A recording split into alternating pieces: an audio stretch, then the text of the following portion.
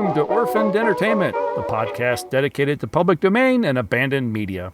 I'm your host, Christopher, and with me is the woman who's been avoiding many compromising positions. It's Lydia. Dun, dun, dun, dun, dun, dun.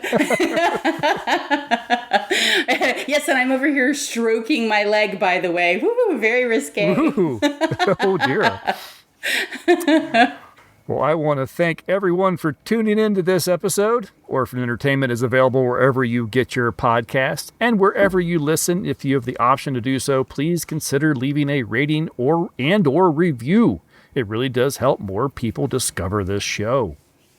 We do have a YouTube channel where you can watch many of the movies we've discussed on the show. Go to youtube.com and search for Orphaned Entertainment. And if you'd like to reach out, we'd love to hear from you. Please send comments, suggestions, or even a recorded message to orphanedentertainment@gmail.com. You'll find a link in the show notes that will get you to all our social media accounts, as well as right to the YouTube channel. And you'll find ways that you can help support the show financially. And these links can also be found on our website at orphanedentertainment.com. We actually do have a letter. Or an email, I should say, that was sent to, no one sent us a letter. Wouldn't that be cool, though, if someone actually sent us a stamped letter? When's the last time? Yeah. But no, we do have an email today from Ken. Our good friend Ken has written us. He says that he watched 5 Minutes to Live a couple weeks ago and finally thought I could write something to you. I am a Johnny Cash fan, but seeing him as a cold-blooded psycho is not my idea of a good time. On the bright side, yesterday, I listened to Cash's San Quentin live album again, and I was better able to imagine him belonging there. I agree wholeheartedly with Lydia about the strange ending of the film. Nancy Wilson would not remember her near-death experience in the negligee fondly as being something to role-play with her husband. No. I just went, ick. It's so ick. It is ick. Oh. On a related topic, Kay Forrester, the actress who played Nancy, is listed as a writer of the script. What in the world was she thinking? She should have known better if she was going to play that role. Thank you, I think, for expanding my horizons. That was from Ken. Very good. Well, I have to think that, sometimes they had to give writing credits even if they just changed segments, right? Not the whole story. So I wonder, I hope, for the sake of all womankind, that Kay just contributed and didn't come up with the plot or the ending, which I firmly believe she didn't, but, Oh, well, I remember us talking about it on the show, and I'm hoping that what happened is she wrote the story and then male director came in and said, well, this is how we're going to end it. Yeah, because that happened a lot. So yeah, that wouldn't surprise me either at all. Oh man. And over on our Discord channel, Mark chimed in with a review of his watching The Red House. He said he finally got around to watching The Red House, and it was a great film. I was a hater on Robinson from The Hole in the Wall, but he was fantastic in this. He said it was downright scary, and this is the first film with Robinson where I finally get the hype. He's an early model for Nicholson in The Shining, and Roberts is a great ingenue. So, yeah, he really enjoyed The Red House. That was really cool. We did too. That's an episode worth revisiting. Yeah, he closes with gripping watch for the era. Yeah, absolutely. It's a really interesting book, too, if you can find a copy of the story or of the novel itself. It's a very interesting read as well. I need to get you to mail it to me so I can read it and I'll mail it back to you. I actually found my copy at the library. For sale at the library? Yeah. Not for sale, to borrow. Oh, interesting. So I was able to borrow it from the library, and it was like a first edition print of this thing. It had been floating around in this library system for 70, 80 years. I'm like, oh my goodness. This is amazing. Oh my gosh. I can't believe they still lend it out, but yeah, it was still pretty much together. So. Well, I wonder when the last time is that it was in print. A very long time ago, I'm sure. I need to revisit some old books. I'm sure. Okay, well, that's all we got from any kind of feedback or anything. Mark and Ken, thank you very much for listening to the show and dropping us some notes. We really do appreciate. That's awesome. Absolutely, yeah. And that is the whole point of this show, really, is to introduce films that maybe someone wouldn't normally dial up. So I'm very happy that is happening with you two. Yeah, definitely. Okay, so let's listen to a 5-minute mystery. And when we get back, we'll shake a leg and get to talking about loose ankles. Another 5-minute mystery.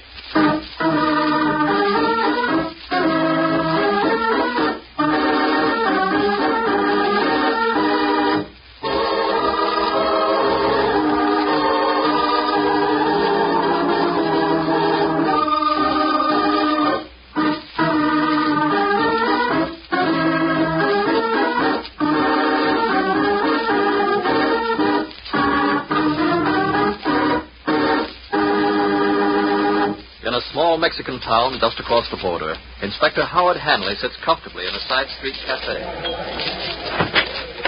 Inspector Hanley! Has anyone seen the inspector? The table by the window, I think you'll find him there. Inspector Hanley! Oh, there you are. I am so afraid I'll not find you. Wild excitement, Pedro. This is the Americanos in the old Manuelo place. You must come quickly. Mr. and Mrs. Shepard, you mean? What's up? Don't tell me it's another seance. Oh, plenty she is up. A little while ago, I come in from the horses.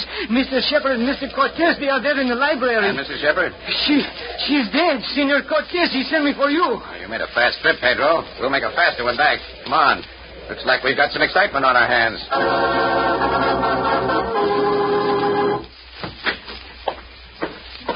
Oh, Inspector Hanley. You have looked at the body? Yes, stabbed. One good blow. Been dead for about an hour, maybe more. Oh, no, it can't be. Mr. Shepard seems to be taking this pretty hard. Inspector, this is the most terrible thing which has happened. I almost feel responsible myself. Do it, I couldn't have. Inspector Hanley, you've got to believe me. Hey, what's going on here? I will explain, Inspector. You no doubt are familiar with the fact that Mrs. Shepard was quite a believer in the supernatural. Well, I knew she had seances up here frequently. I myself am somewhat known in the field of hypnotism. Mrs. Shepard, she asked me to come up here this afternoon to see my work. I see. When I arrived, she asked me to perform for her. Mr. Shepard, he do not like this stuff too much, especially when she begged him to let me hypnotize him. Mr. Shepard fought your attempts to hypnotize him? See, it was very difficult for me to perform. The best results come when the subject is willing. I see. Shepard, what do you say to this? I don't know, Inspector. I only know I was determined he wouldn't hypnotize me. I had a headache anyway, and finally I guess I must have blown up about the whole thing and left the room. I went upstairs and fell asleep. The next thing I knew... That is not so, Inspector. It was while he was in his hypnotic state that he killed her. 1 minute he was just standing there while I was concentrating over him, and the next minute he grabbed that knife and he stabbed her. Of course, then he ran out of the room and upstairs. Are you calling the man a liar? Not a liar, Inspector. When Mr. Shepard awoke, he may have thought that I did not hypnotize him, but regretfully enough, in this situation, I did. Well, Mr. Shepard, it looks pretty bad. Oh, no, I didn't do it. I couldn't. Hold on, Shepard. I said it looks pretty bad, but not for you. I'm holding our friend Cortez here for the murder of your wife. Why did Inspector Hanley arrest Cortez for murder? You know the clue? In a moment we'll hear, but first...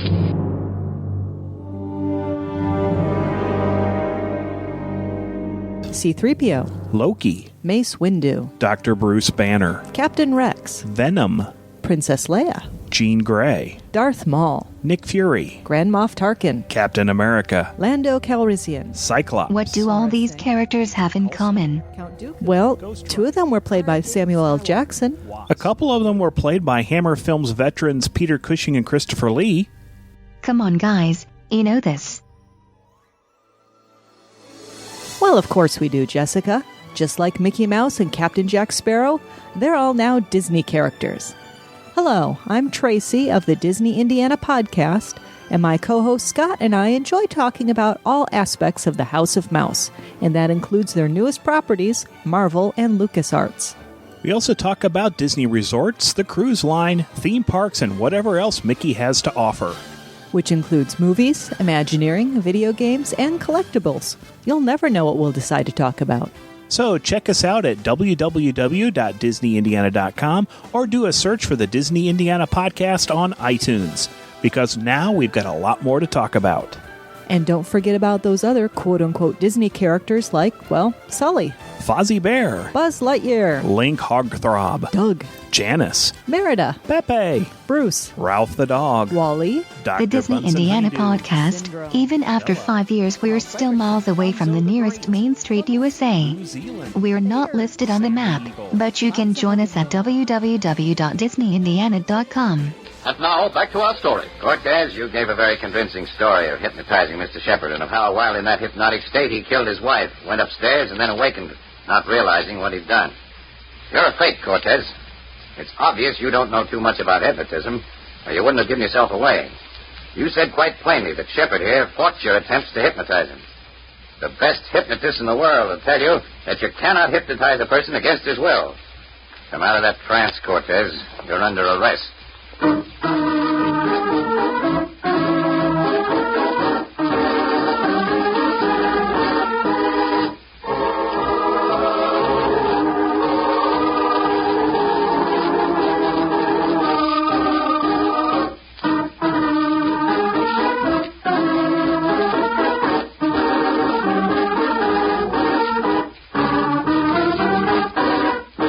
Loose Ankles is a romantic comedy from First National Pictures starring Loretta Young, Douglas Fairbanks Jr., Luis Fazenda, Ethel Wales, Otis Harlan, and making her screen debut, Inez Courtney.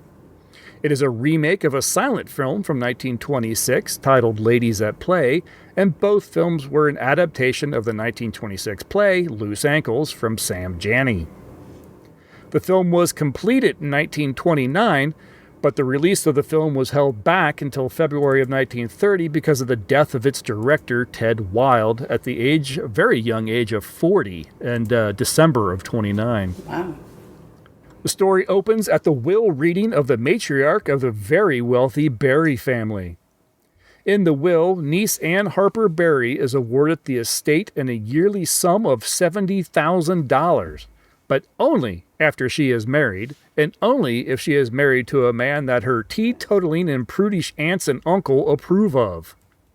Also stipulated in the will is that should any family member find themselves in any sort of scandal, all the money will go to supporting a home for dogs and cats. And balks at the idea of both marriage and having someone else having to approve of a fiancé, so she decides to create the very scandal the family would want to avoid. Now, we just spoke about Loretta Young last month when we covered 1939's Eternally Yours. And, I thought we'd seen Douglas Fairbanks Jr. before, but as far as I can tell, we've only talked about Douglas Fairbanks Sr. Well, so we've talked about Douglas Fairbanks Jr., at least I've talked about Douglas Fairbanks Jr., and I've definitely seen him before, but yeah, we have not actually covered him on the podcast. No? All right. Well, Fairbanks Jr. was the only child of Fairbanks Sr. and wife Anna Solly. The couple divorced when Jr. was 9, and he lived most of his life with his mother and bouncing around to places like New York, California, Paris, and London. At the age of 13, he actually secured a contract with Paramount Pictures, largely due to who his father was, and he was initially signed to appear in a feature film about Tom Sawyer. In an LA Times interview published that year, his father disagreed with his son's choice to pursue an acting career at such a young age, saying, quote, "I do not think it is the right thing for the boy to do. I want to see him continue his education. He's only 13 years old. The young actor arrived in Hollywood in June of 23 and was mobbed," unquote. The Tom Sawyer film never materialized, and Jr. appeared in the film Steven Steps Out, but the film failed to attract much attention. Jr. and Paramount mutually agreed to cancel the contract, and Fairbanks returned to Paris to continue his studies, but a year later returned to Paramount and worked for what he called, quote-unquote, starvation wages, and worked as a camera assistant.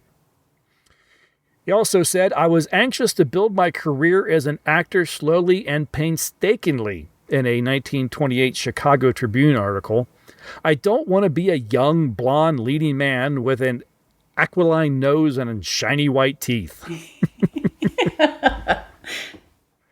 He was giving supporting roles in the 1925 films Airmail and Wild Horse Mesa, Samuel Goldwyn borrowed Fairbanks Jr. to appear in the 1925 silent drama Stella Dallas, and that film was a box office success and opened more opportunities for the man.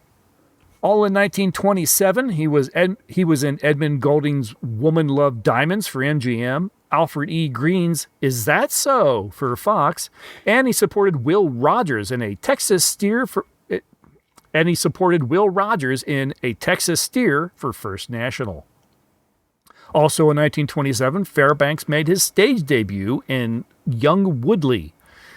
Fairbanks Jr. received excellent reviews, and the play improved his reputation in Hollywood. Fairbanks played the lead part in Dead Man's Curve in 1928 for Film Booking Offices, or FBO, a small producer in the silent era. He was Helen Chadwick's leading man in Modern Mothers at Columbia, and he starred in The Toilers for Tiffany Pictures. Fairbanks starred in another film for Columbia, The Power of the Press, that was directed by Frank Capra. He went back to supporting roles for The Barker at First National, and his first talkie and A Woman of Affairs at MGM with Greta Garbo he went back to supporting roles for The Barker at First National, his first talking picture, and he was in A Woman of Affairs at MGM with Greta Garbo and John Gilbert.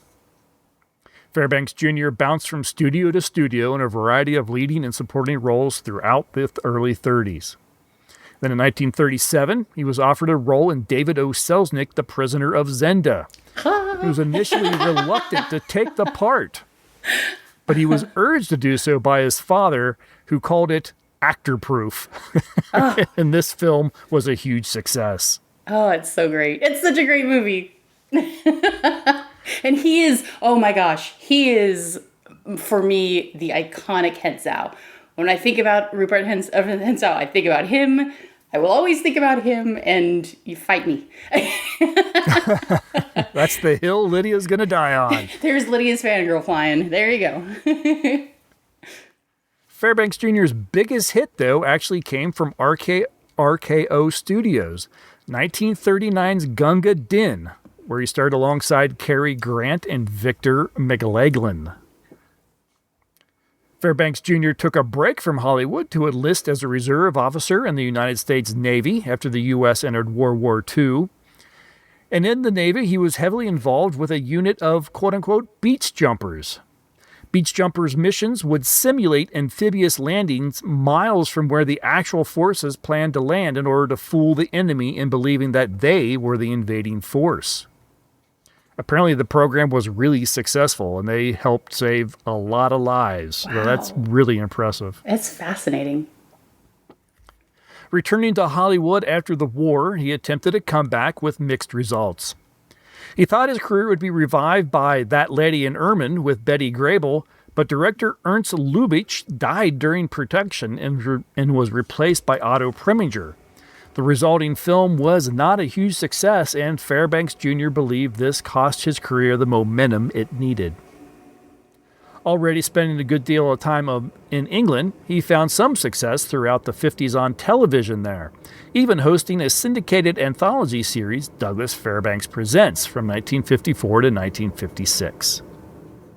He often returned to the States and made guest appearances on TV shows like Route 66, The Red Skelton Hour, and Dr. Kildare. He'd appear on stage and on television for the remainder of his career.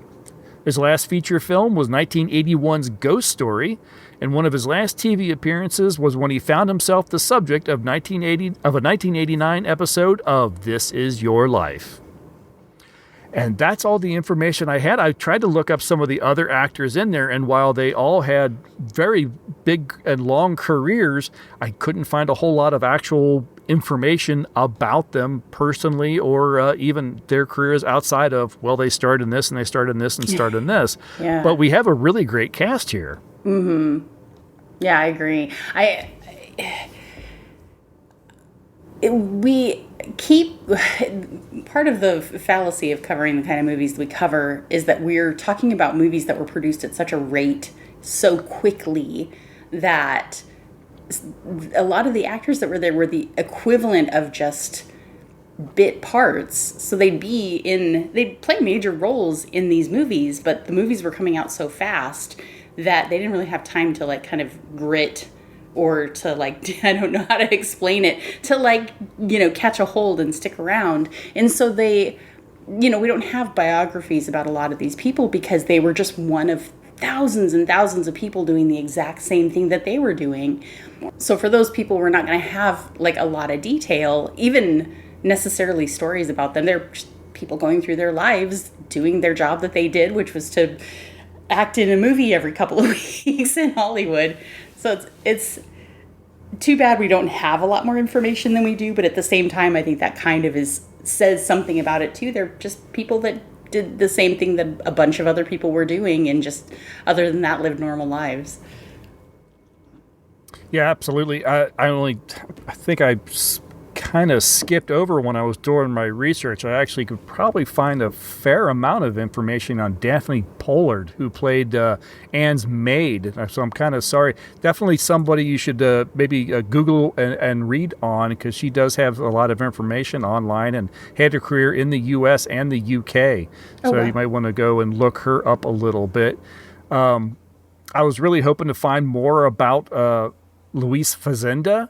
She seemed like a really fun actress, and the little bit that I saw was that she kind of made a business of playing parts like she plays in this film, where she's the battle axe kind of looking aunt or grandmother or something like that, even though she herself was actually a very beautiful woman, but she did a lot of grotesque, makeup sort of stuff or whatever to kind of hide that fact. Yeah. Did you catch? So she was in the silent film version of The Bat, which we covered.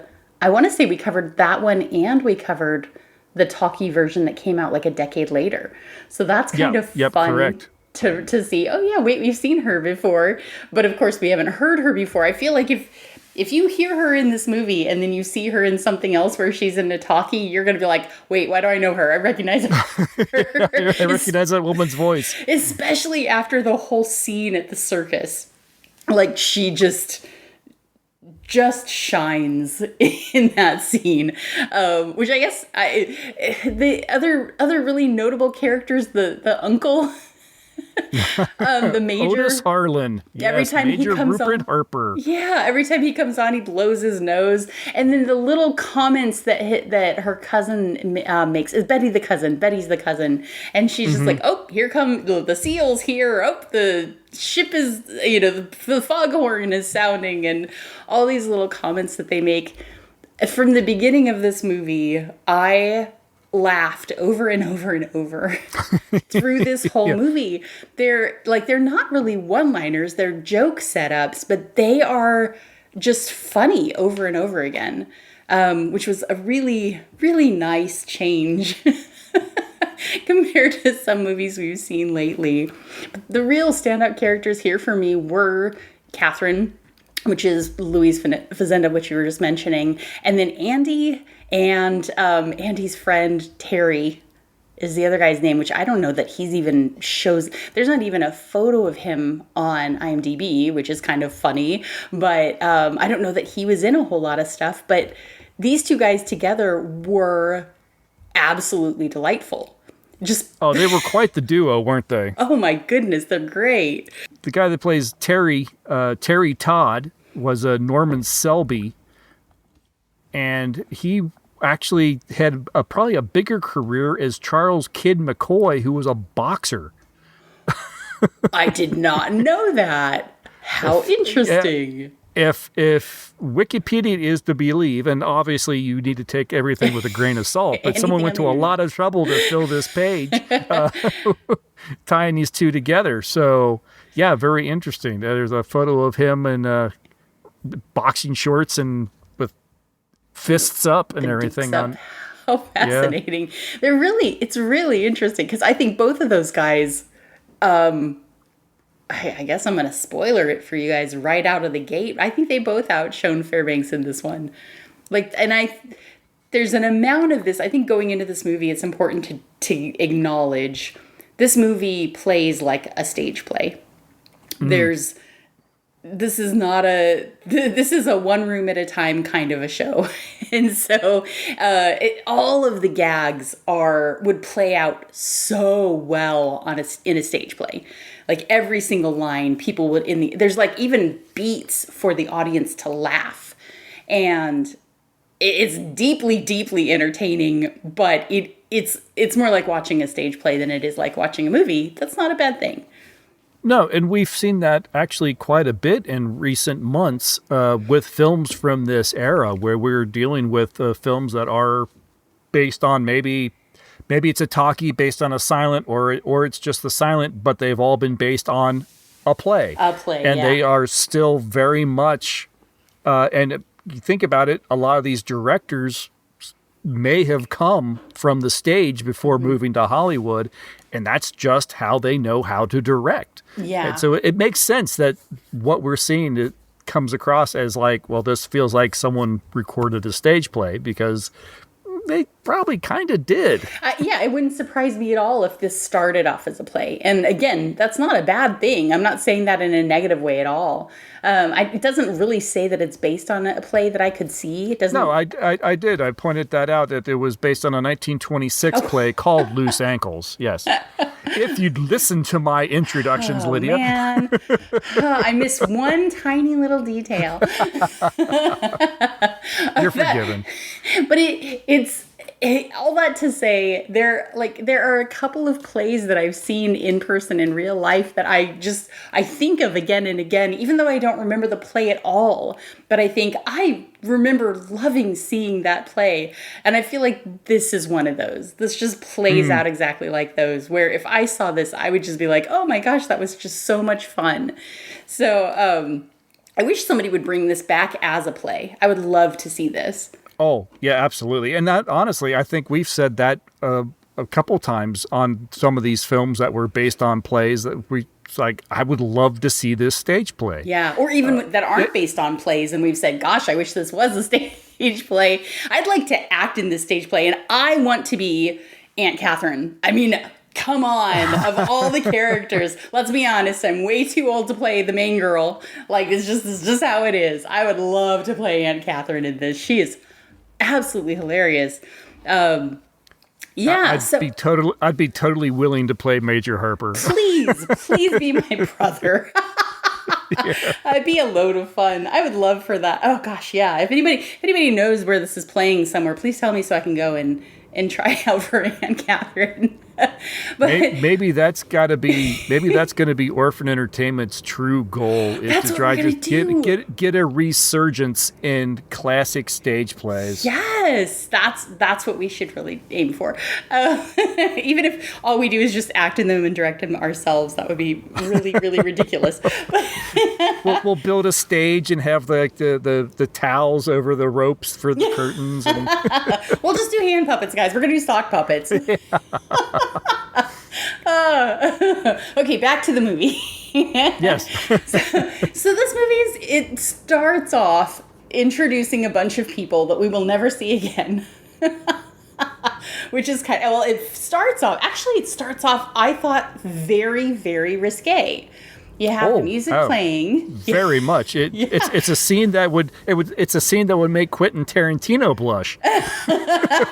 So it starts off with the song playing, Loose Ankles, da da da da da da, and then you see, of course, a very nice pair of legs, and one leg, I don't know if you could tell, but has a stocking on, because this is still in the era when stockings came separate, and a high-heeled shoe, and the other just has an anklet, and the unclad leg crosses over the other, and then we see a man's hand stroke the leg. And this is 1930, okay? If this was like 3 years later, this movie would have been axed right there. Like, it is so suggestive. I'm feeling that I'm reeling when they strike up a band. Each rhythm has me with them, and I'll say that it's grand. There's only one reason my feet want to fly. I'm happy, I'm steppy, I'm telling you why. When music's good and hot,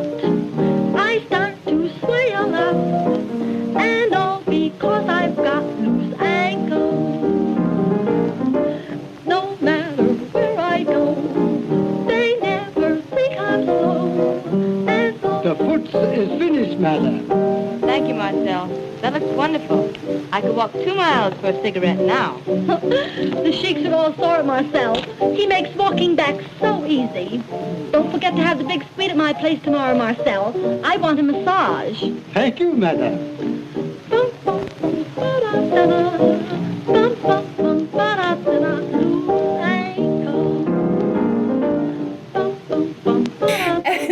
And then, of course, it backs out a little bit, and he's just buffing her toenails. Nothing untoward at all.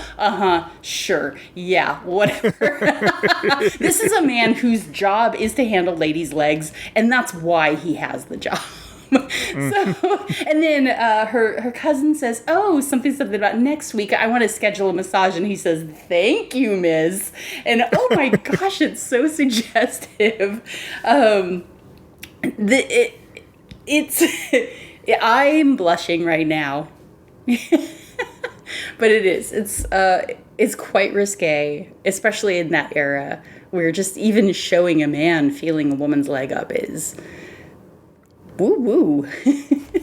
I love the fact that it does come across as like, oh my gosh, what is going on? He is like totally caressing her, her leg and her bare foot and everything.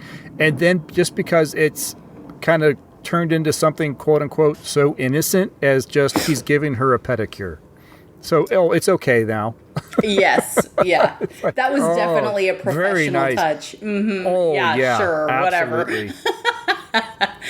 But we get the idea very quickly that this is a young woman who is very wealthy. And she even mentions it. She says, our whole family has more money than they can possibly spend. And I found that to be extremely refreshing. Yeah, absolutely. I'm not a fan of the billionaire trope, but it's nice to see a movie where people who are rich acknowledge that they're rich. They're just like, we have more money than, gosh, Solomon had, and we're waiting for more. The old lady died, and we're just going to inherit it. And I think this is, they do a good job of telling you that at least very directly telling you that Anna's a decent person, because she at some point says, why don't we just give the money to the rest of the relatives? We don't need it. And of course her aunts and uncle are scandalized by that concept. And when the reading of the will happens, Sarah, you get the villa at Newport. Catherine, the Lakewood place. I get the Southport stables and the wine cellar. Magnificent, eh? How could she give a wine cellar to a prohibitionist? Well, that'll give him a chance to rate his own place now. My dear niece. My very dear niece. You surely don't mean me. I most certainly do. To my beloved granddaughter, Anne Harper Berry, I leave the Franklin Berry Mansion in Westchester, my grandmother Flora's pearls, and securities to yield an annual income of $70,000. Oh. You mean she left Anne the pearls? Mm-hmm. Well, she has this house. She can't live in 2 houses. It wouldn't be decent.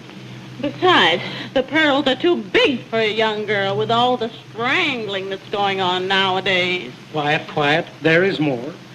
The properties and securities shall pass into her temporary possession the day following her marriage and become absolute on the death of her husband. Tell me, Major, does the will say the natural death of my husband? Yeah, so it does. So it does. Yeah, I knew it. I'm even deprived of the satisfaction of a good, honest murder.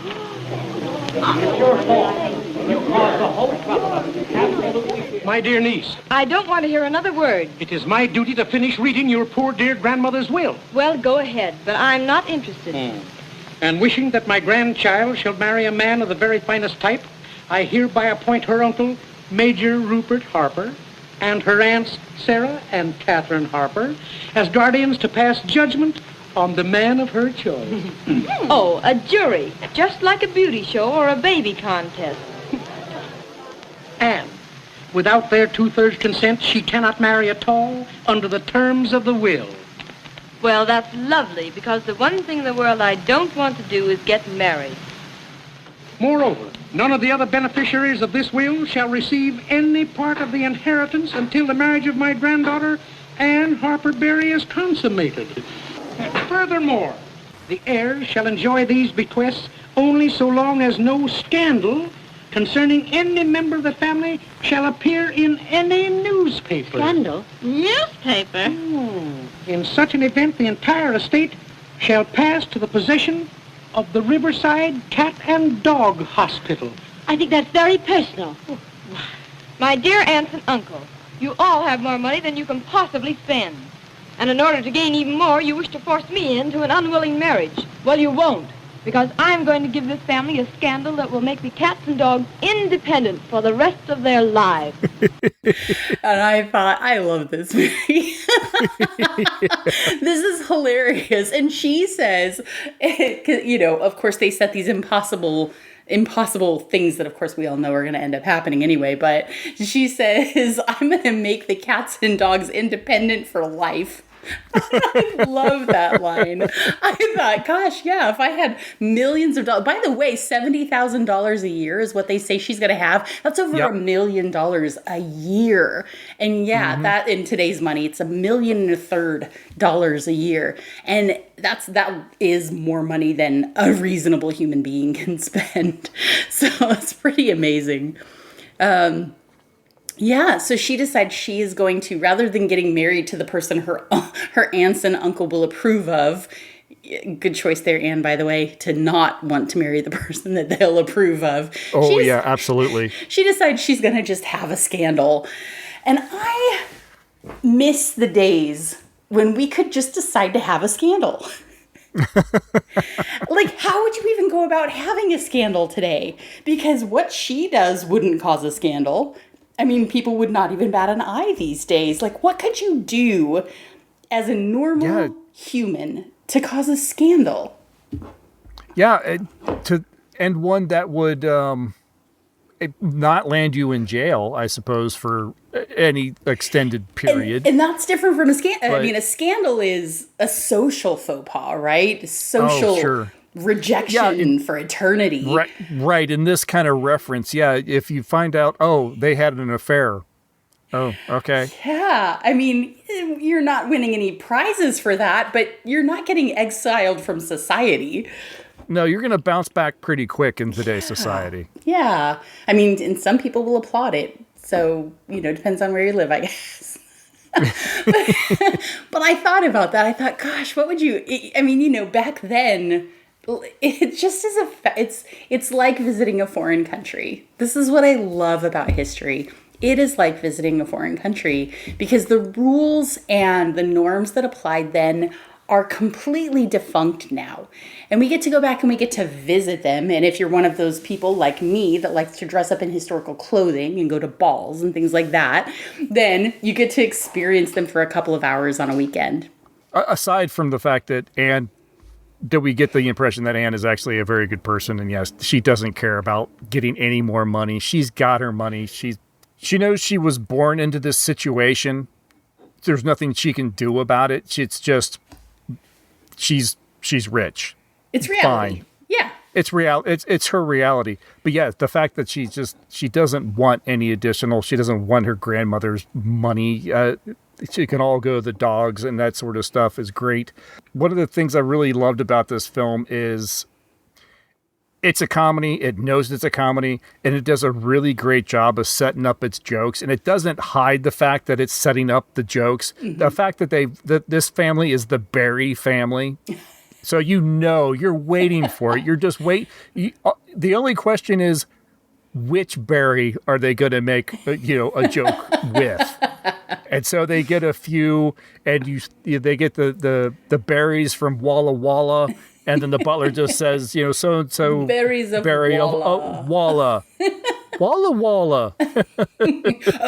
So you think, oh, really? Is that all they're going to do? But then a couple more people come in and, we're the so-and-so berries from Logan. The Logan berries. And then what I love is this film actually goes a little meta because then they have Betty upstairs along with the raspberries and the strawberries. I love that. And Betty cracks me up too, by the way. Oh, Betty is fantastic. She may be my favorite character in this She's film. up there. She and the aunts and the roommates. The five of them. I could have a whole movie with just the five of them. I'd be totally happy. Which brings us to the introduction of the gentleman. Mm-hmm. If we were giving silent film headers, that would be the introduction of the gentleman with the music playing in the background. Yeah, what a good 15, 20 minutes into this film before we meet our quote-unquote star. But the way it starts, it is "Beware ye sailors" is what this guy is singing. And we get the most risque shot I have ever seen in any movie before 1935. We get a solid focus on a man's bare chest in a bathtub for a whole song. He's got a ship tattooed on his chest, and he's just singing along. And it holds a little too long, in my opinion. Yeah. But I had enough time to think, man, them's nipples. Are they allowed to show that?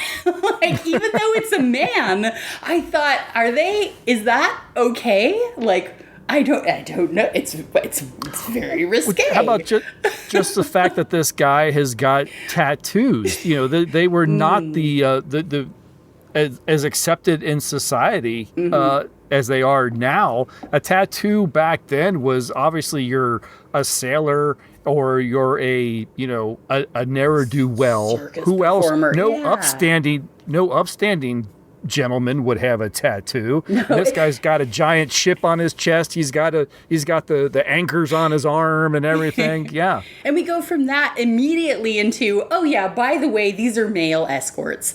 I don't know if you're aware, but in the 1930s, the cities were rife with male escorts. Gosh, all you had to do was just throw a rock and you'd hit one. Will you shut up? You make so much noise, I'm liable to cut my throat. If you do, can I have the razor? As a singer, you're a tremendous dancer. Don't even mention dancing. Well, you come home from a tough day at the office, then struggle into one of those monkey suits and rouse some kittenish old dame around on a dance floor.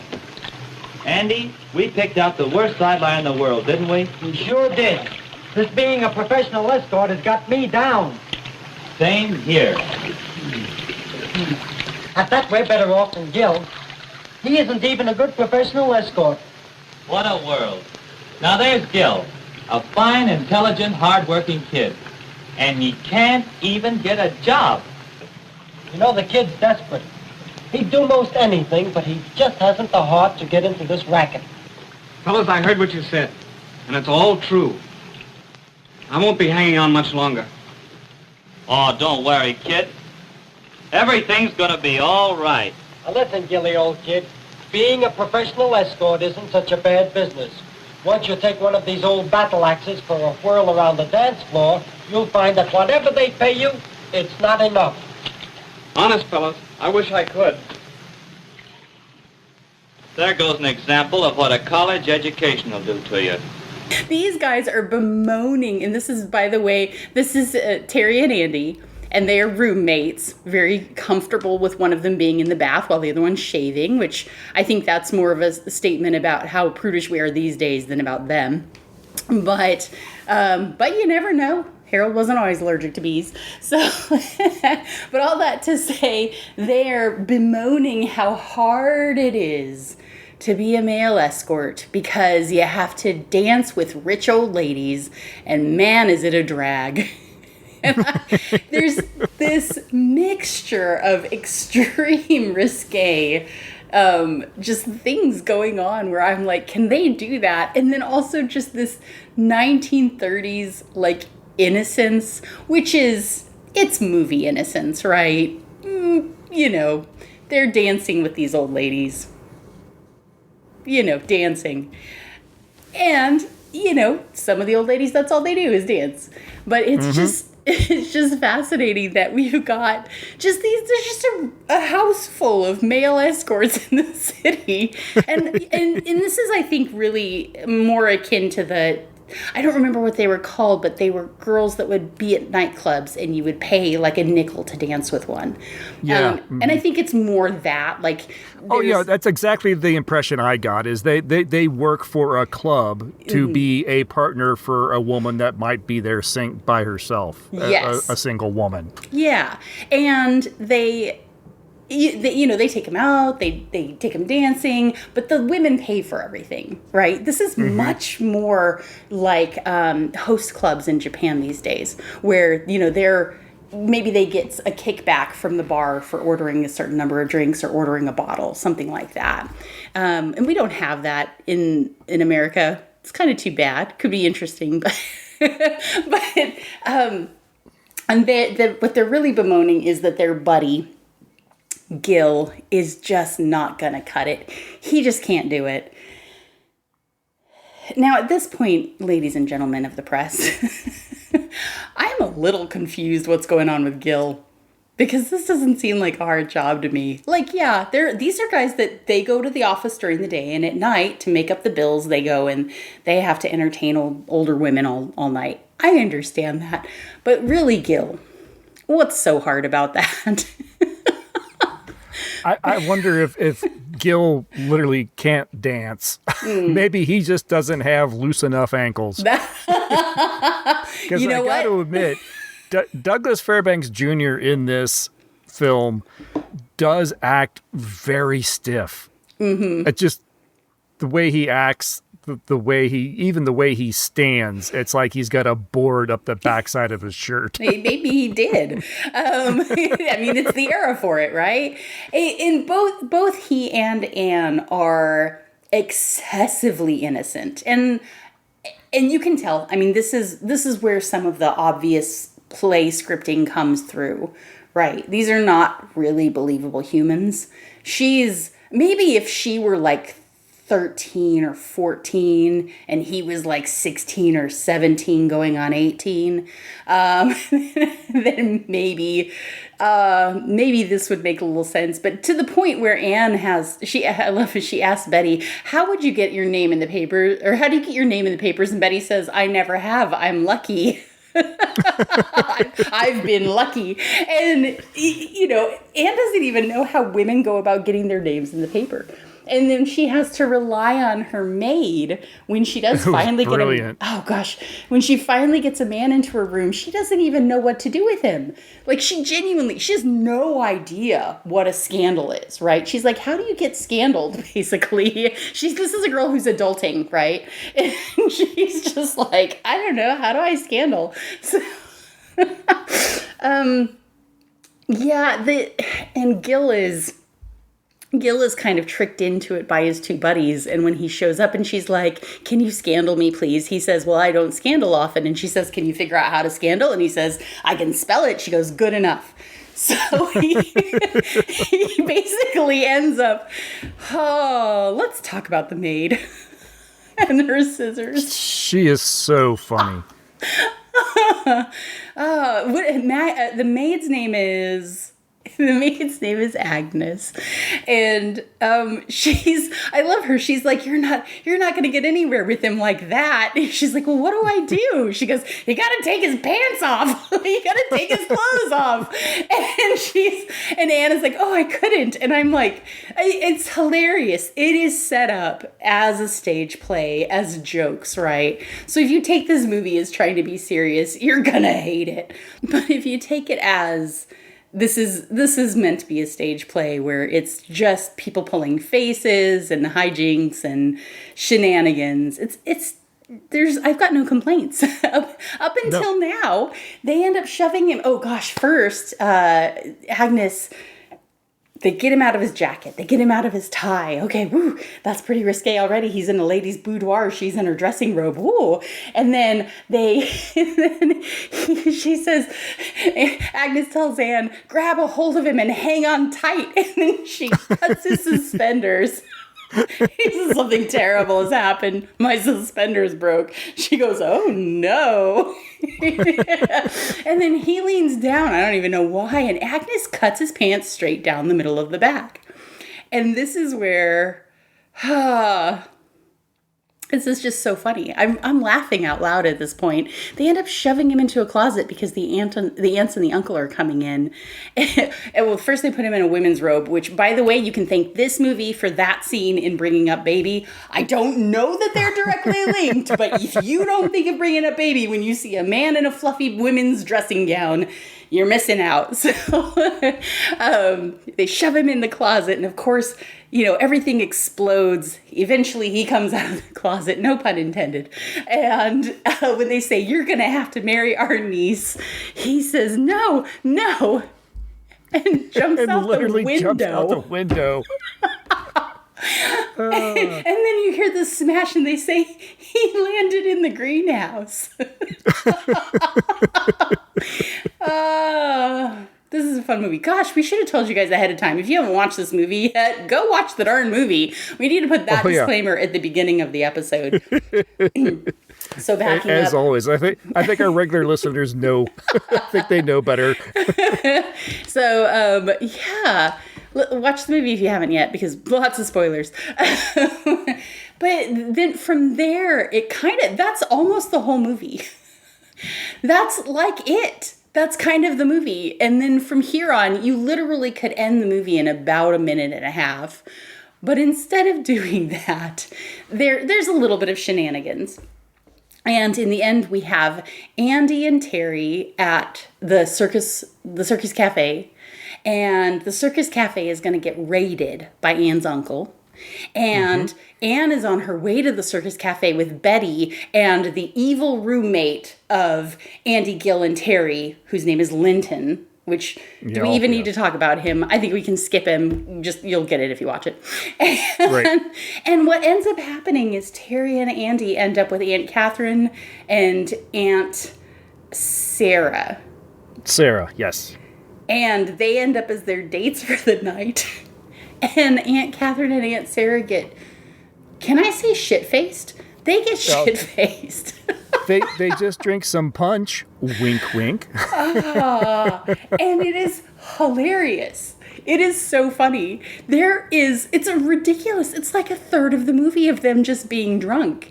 And I had a point where I genuinely thought, like, there's no way this is the case because it's too funny and it's too well done. But I really thought, did they just get these ladies drunk and then film it?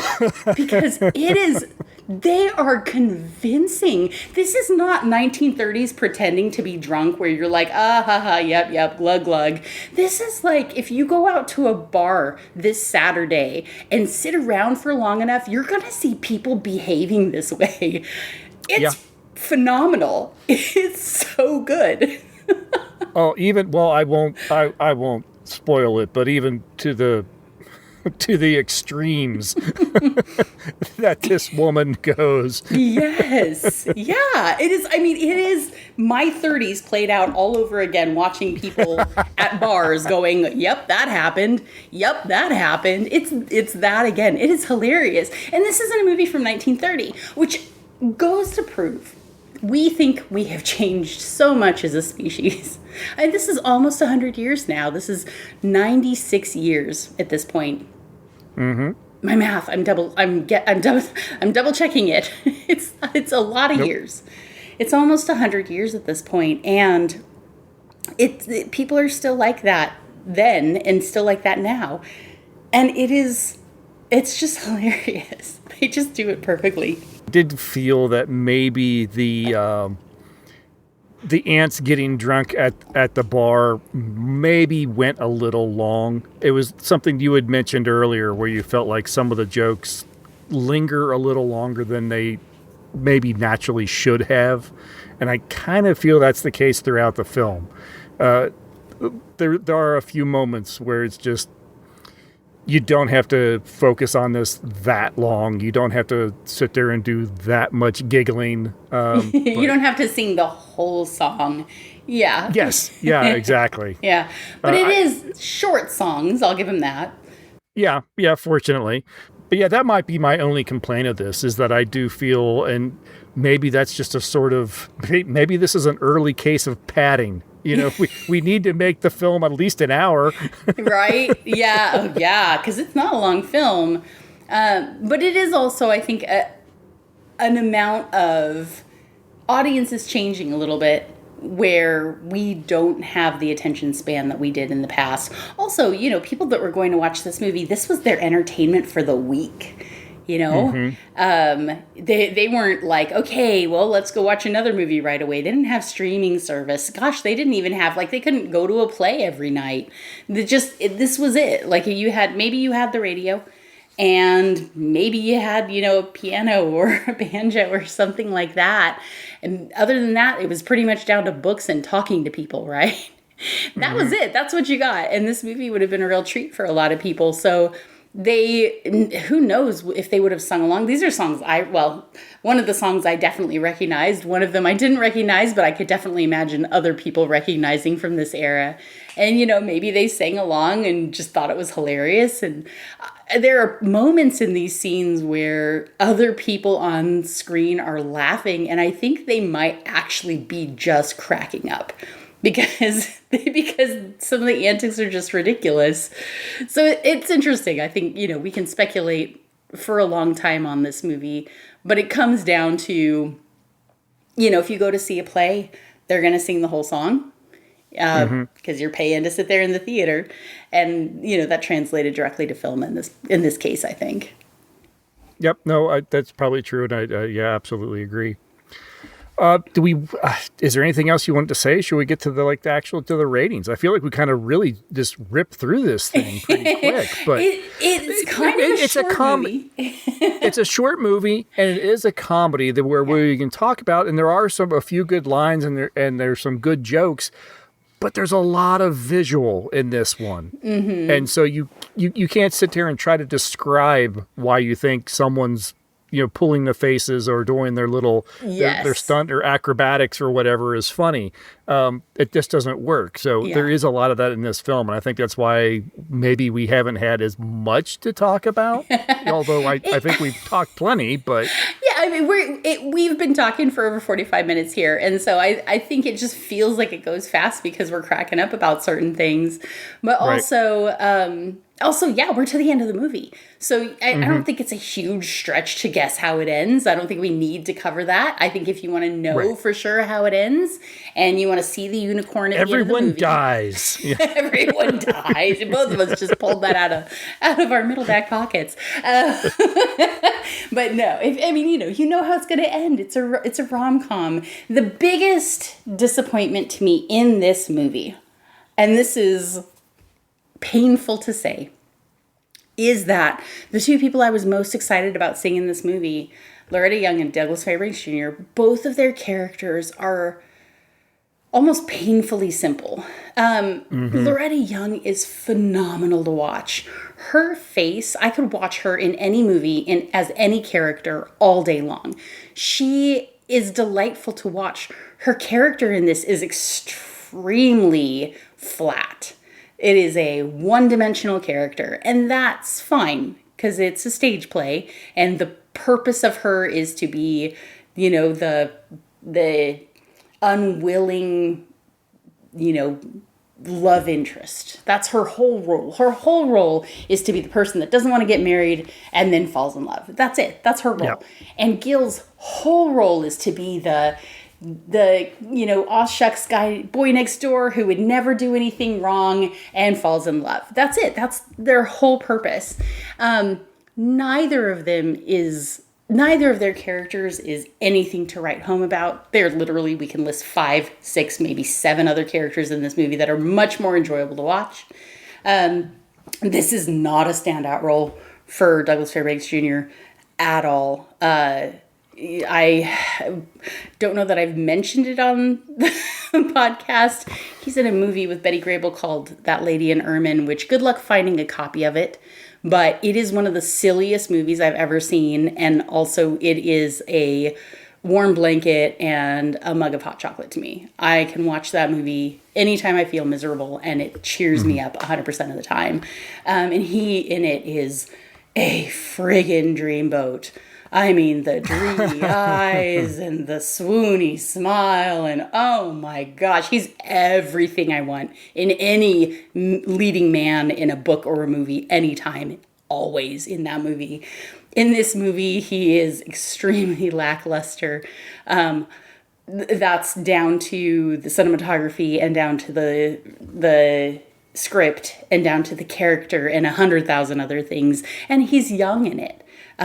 His acting is very stage forward, I guess I would call it. Mm-hmm. There's not. Oh, they're both very young in this, and that's where I think you could really kind of chalk a lot of what you're talking about up, is that they're both relatively inexperienced actors. Loretta Young was only, I think, 16 when she filmed this. Oh my gosh! Wow. Yeah, so that makes a lot more sense. He was only a few years older. I think he was maybe in his very early 20s. Yeah. So they are very inexperienced people. Honestly. And the characters are written that way as well. Yes, exactly. So maybe they actually do a really great job for the characters that they need to portray. Maybe they were perfectly cast. But but yeah, you're not gonna watch this and go, wow, Douglas Fairbanks Jr. is an amazing actor. You're gonna watch this and be like, what's the hype? Because there are other better movies with him in it. And but he and Loretta Young look wonderful together. Of course, they're both very attractive people. I just still think something about her, man. I just can't take my eyes off her.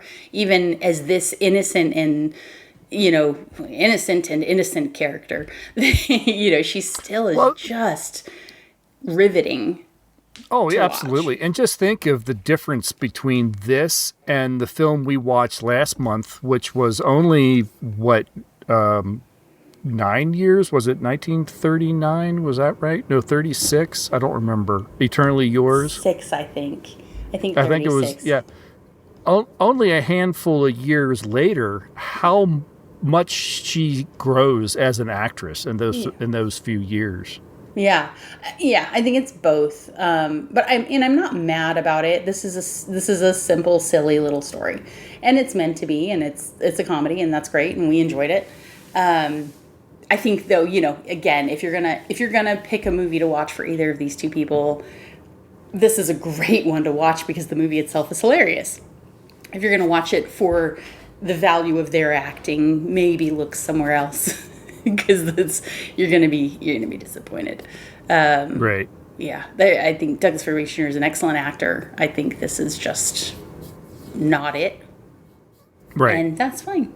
It's okay. Yeah. Gosh, go watch The Prisoner of Zenda. Okay.